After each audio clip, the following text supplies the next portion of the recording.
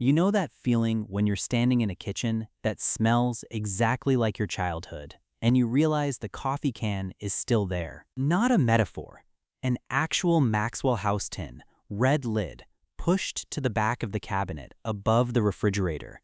Emergency money, always there, never growing, never moving, just sitting in the dark, waiting for something bad to happen. Stay with me, because what I'm about to tell you will completely change how you see the financial journey you're already on. That coffee can is not a quirk. It is a financial education, a complete one, passed down without a single word. Here's the thing most people miss. You don't learn your relationship with money from school. You don't learn it from books. You learn it at the dinner table, in the silences, in the looks. Behavioral economists call this financial socialization, the process by which your brain absorbs the money beliefs, habits, and emotional responses of the people who raised you before you are old enough to evaluate whether those beliefs are actually true. Research from the University of Wisconsin found that children as young as 3 years old begin forming core money attitudes, not from instruction, from observation, from atmosphere, from the way a parent's jaw tightens when the car makes a sound it didn't make yesterday. You absorbed it the way children absorb everything, completely, without knowing you were doing it. If this is hitting home for you, subscribe. There's a lot more to unpack. Level 1, the invisible ceiling. Nobody sat you down and said, "We are poor." Nobody handed you a document called, "Here's why you'll struggle with money your whole life." It was quieter than that. It was the way your father changed the subject when someone mentioned retirement.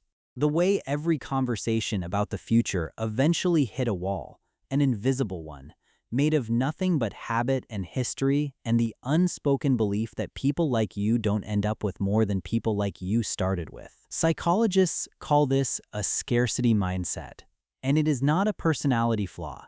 It is a survival adaptation. Sendhil Mullainathan at Harvard and Eldar Shafir at Princeton spent years documenting what scarcity does to the brain. Their research showed that when the mind is preoccupied with not having enough, it captures cognitive bandwidth, actual mental bandwidth, the same bandwidth you need for long-term planning, for evaluating financial decisions, for imagining a future that looks different from the present. You didn't get the school trip permission slip signed because the fee was $12 and it was the wrong week. You wore the same 3 shirts on rotation and got very good at pretending that was a choice. You learned not to ask for things, not because your parents were cruel, because the look on their face when you asked was worse than not having the thing. That look taught you something. It taught you that wanting more was dangerous, that ambition was something other people had, that the correct posture for someone in your position was gratitude for what you had, not hunger for what you didn't. You're not broken for believing that. You were a child running a survival program designed by people who were also running a survival program. The ceiling was invisible because nobody ever pointed at it. Nobody had to. You just kept growing until you hit it, and then you stopped growing because that's what everyone around you had done. But something was wrong. You could feel it before you could name it. A low-grade static in your chest that wouldn't go away. A sense that the map you'd been handed didn't match the terrain you were standing on. And then one day, something cracked. Level 2, the first crack. You're 17, maybe 22. The age doesn't matter. The moment does. You're sitting somewhere unremarkable. A break room, a bus, your childhood bedroom at midnight with a laptop screen lighting your face. And you read something, or see something, or meet someone, and a single thought enters your mind with the quiet force of a crowbar. These people didn't start with more than me. They just decided the ceiling wasn't real. Here's what nobody tells you about that moment. It doesn't feel like empowerment. It doesn't feel like a montage. It feels like vertigo, like you've stepped off a ledge and you don't know yet if there's ground below you or just more air. Psychologists call this cognitive dissonance. the mental discomfort of holding two contradictory beliefs at once. The belief your environment gave you, that people like you stay where they started, and the new belief forming in your chest, that maybe that's not actually true. Leon Festinger at Stanford first described this phenomenon in 1957. He found that when two conflicting beliefs occupy the same mind, the brain will work hard to resolve the tension. It will either reject the new belief and retreat to the old one, or it will begin quietly dismantling the old belief to make room for the new one. Which direction your brain goes depends on what you feed it next. You start reading, obsessively, quietly. You don't tell anyone because you already know how it lands. Your circle has a very efficient immune system. It identifies ambition as a foreign body and attacks. So you stay quiet. You watch videos in headphones. You fill a notebook with ideas that feel simultaneously obvious and impossible. And here's the kicker: that quietness isn't cowardice. Research on social identity theory, first developed by Henri Tajfel at the University of Bristol, shows that groups maintain cohesion by enforcing shared beliefs. When one member begins to diverge, the group applies social pressure to bring them back. Your people aren't trying to hurt you. They're trying to preserve something that feels safe to them. You try your first thing. Maybe it fails in a week. Maybe it limps along for 6 months before dying quietly. It doesn't matter. What matters is you tried, which means you've already separated yourself from the majority of people who will spend their entire lives saying, "I should have," and "I almost," and "I had this idea once." But separation has a price. You haven't paid it yet. The invoice is coming. Level 3, the grind nobody posts about. 2 years in, maybe 3. Your bank account does not reflect the hours you've put in. This is the part of the story that gets skipped in every highlight reel, every "how I made my first million" video. They skip this part because this part is ugly and slow and doesn't convert well. This part is you, tired in a way sleep doesn't fix. Here's what that tiredness actually is. Roy Baumeister at Florida State University conducted decades of research on what he called ego depletion. The finding was stark. The brain's capacity for self-regulation, for making deliberate decisions, for overriding impulse, is a finite resource. It depletes with use, and when it depletes, the brain defaults to the path of least resistance, which is stopping. Think about that. Every time you made a hard call, pushed through resistance, chose the long term over the short term, you spent real cognitive capital. The exhaustion you feel isn't weakness. It's the cost of running a higher operating system than the environment you came from was designed to support. Your friends stop inviting you out. Not maliciously. They just stopped expecting you to say yes, and then they stopped asking. You told yourself that's fine. That sacrifice is the price of the goal, and it is. But sacrifice still costs something, even when you choose it. Your family starts asking questions with an edge in them. When is this going to turn into something real? Not because they want you to fail, because they're scared for you. And scared people get impatient. You take a loss, not a small one. Maybe you put months of savings into something, and it doesn't work, and you have to sit with that number, that specific, humiliating number, and figure out what it means about you. You don't sleep well for a week. You have a moment, one specific 3 a.m. moment, where the whole project seems not just difficult, but genuinely stupid. Where the voice that sounds exactly like every person who ever doubted you gets very loud and very reasonable. It says nobody from where you're from has done this. That's not a coincidence. That's data. Psychologists call this the imposter phenomenon. Pauline Clance and Suzanne Imes first documented it in 1978 at Georgia State University. They found that high-achieving individuals from backgrounds where success was not modeled frequently experience an internal narrative that their accomplishments are fraudulent and that eventual exposure is inevitable. The brain, running on the old scarcity software, interprets every setback as confirmation that the original ceiling was real after all. You're not weak for hearing that voice. You're running the same cognitive architecture as every first-generation achiever who came before you. You sit with it for a while, then you get up. Not because you're made of something special, because neuroscience shows that purpose-driven behavior activates the mesolimbic pathway differently than fear-driven behavior. Your brain found a reason bigger than the pain. That's not character. That's biology. The version of you that just accepts the ceiling doesn't exist anymore. You burn the floor on that side, so you keep going. But things are different now. You are a little harder than you used to be, a little quieter.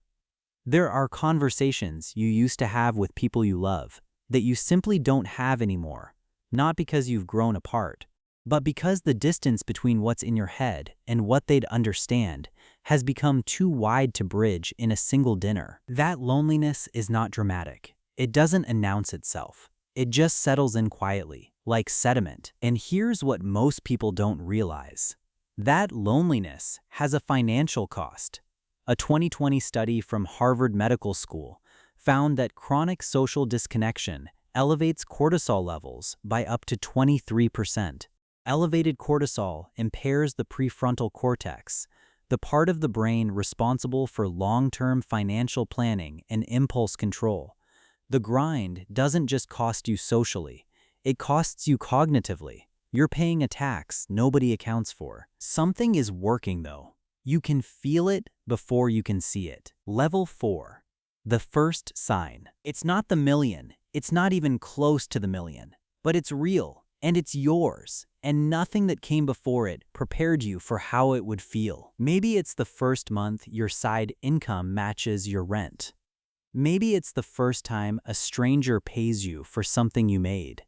Maybe it's a number in your account that 2 years ago would have seemed like a typo. Whatever it is, it's specific, and it arrives on an ordinary Tuesday, and you stare at it for longer than makes sense. Then you close the laptop and go to bed, because there's no one to call. Sound familiar? That's not isolation. That's the psychological gap between achievement and shared context.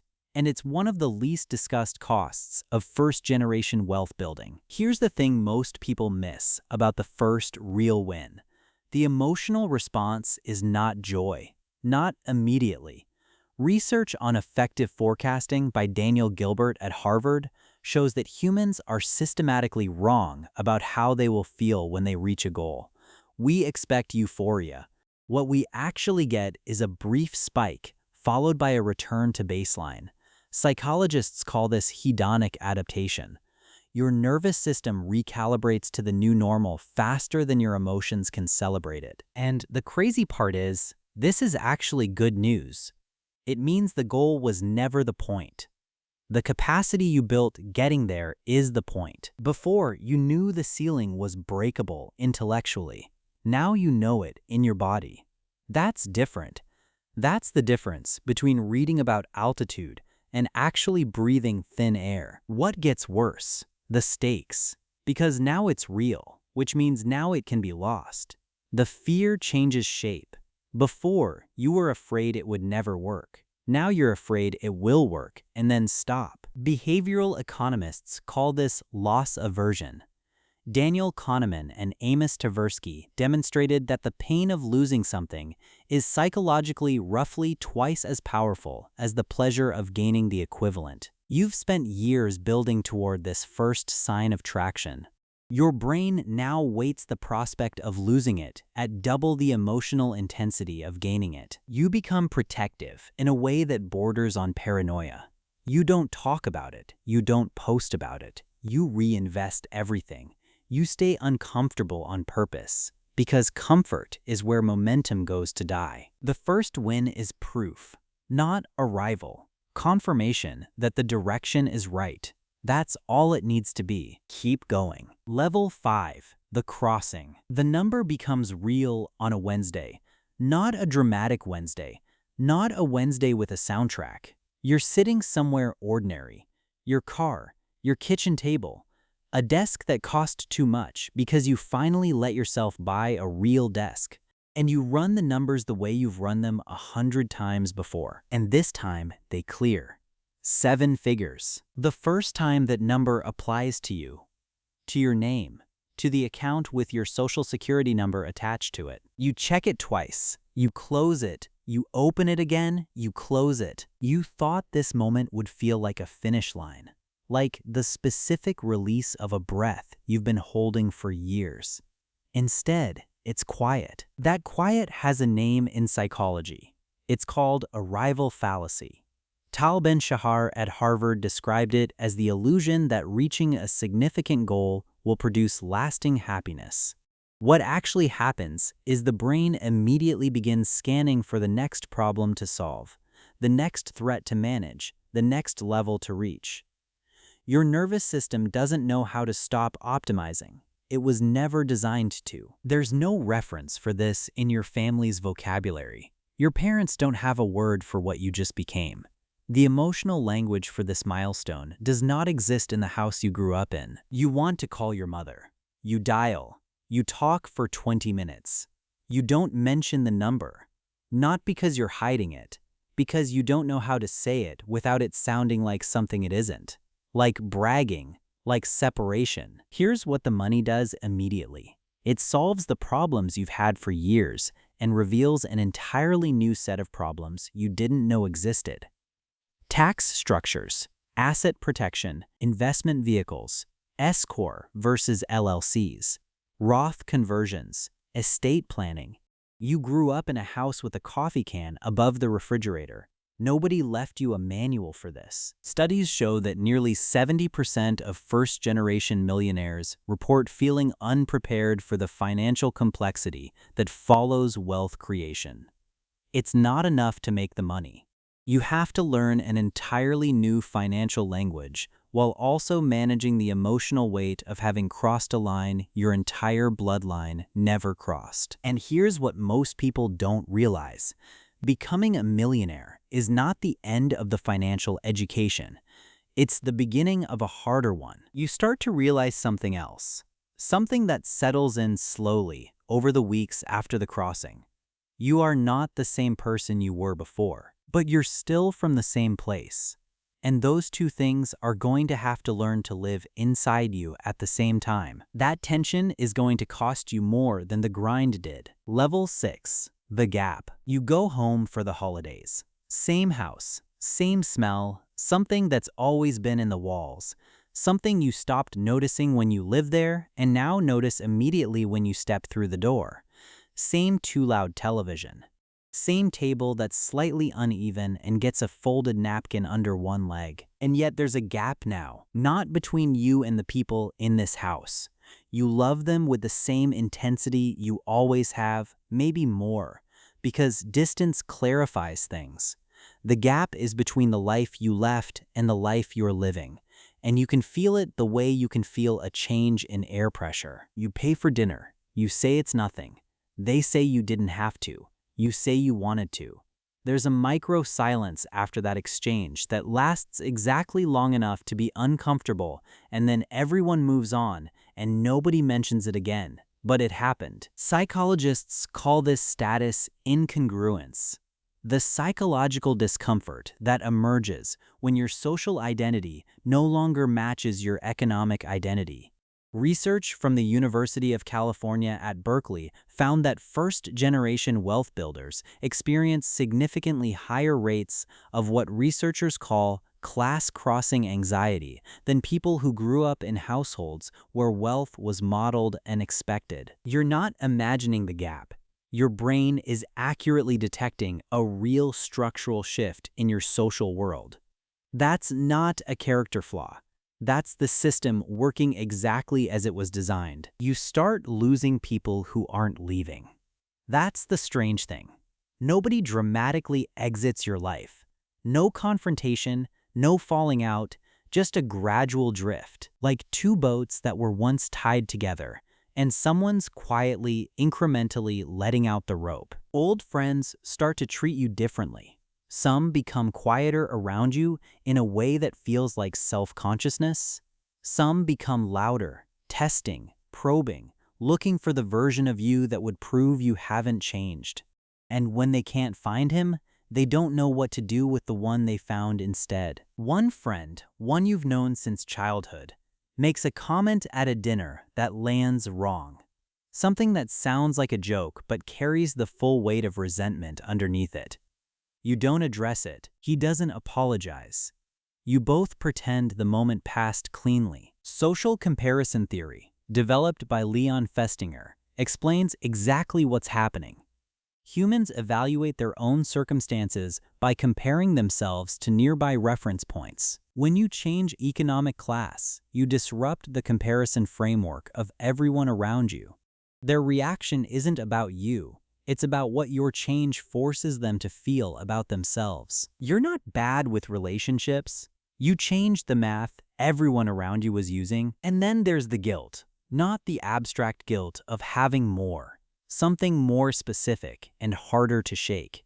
The guilt of watching your mother still worry about money when you could write a check that would end that worry forever, and not knowing how to do it without changing something irreversible between you.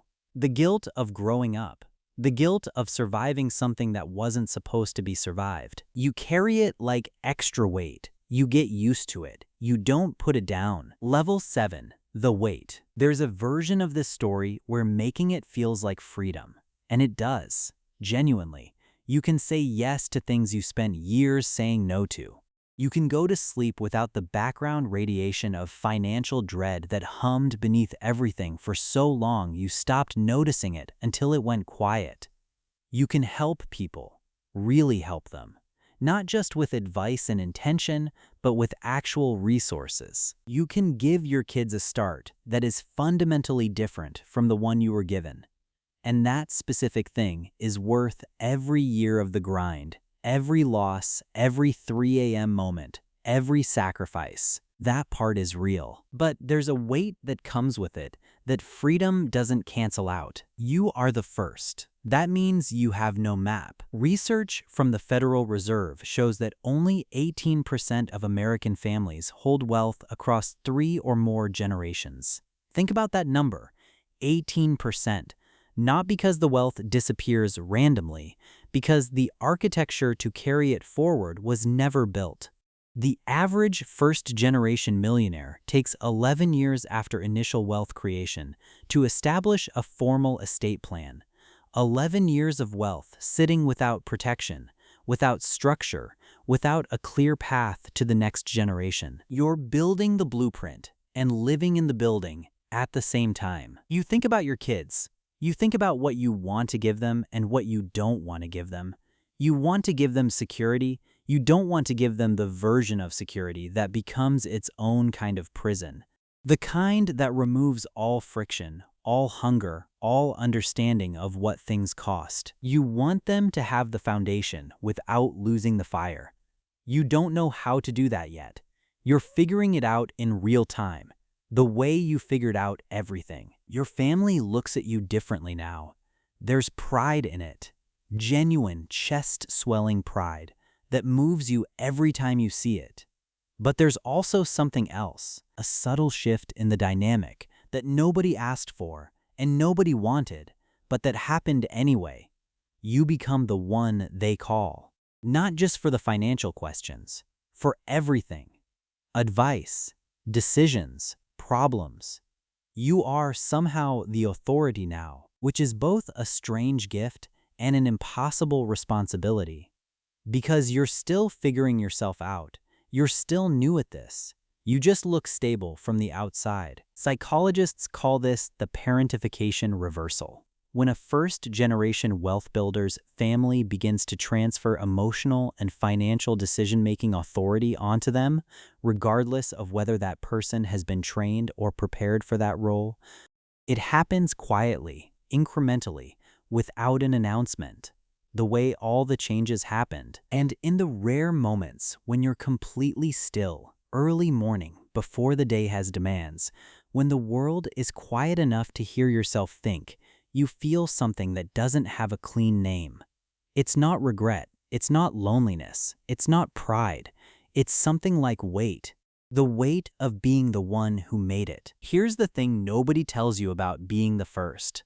You don't just break the ceiling for yourself, you remove it entirely for everyone who comes after you. They'll never know it was there. They'll look up and see open sky and assume that's just what sky looks like.